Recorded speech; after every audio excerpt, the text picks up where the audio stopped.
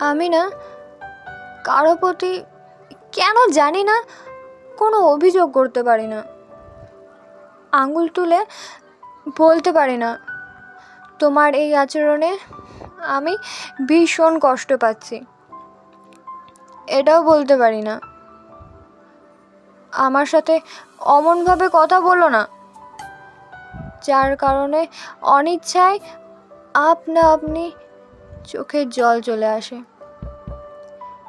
আমি আসলে শক্ত হতে পারি না কাছের মানুষদের ওপর, কেমন যেন কাদামাটির মতো নরমই থেকে যায়।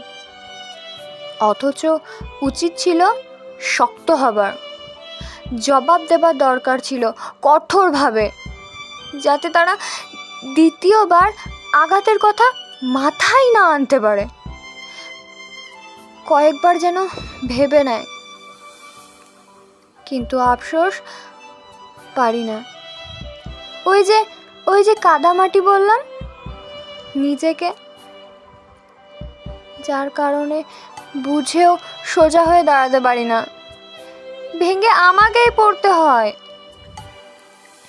তবে হ্যাঁ, সবচেয়ে চমৎকারভাবে যেটা পারি সেটা হলো নীরবে সবটা সহ্য করে নিজেকে কষ্ট দেওয়া, সাথে চোখের জলের ফোয়ারা। যাদের খুব সাবধানে আড়াল করার ক্ষমতা বিধাতা আমাকে নিপুণভাবেই দিয়েছেন,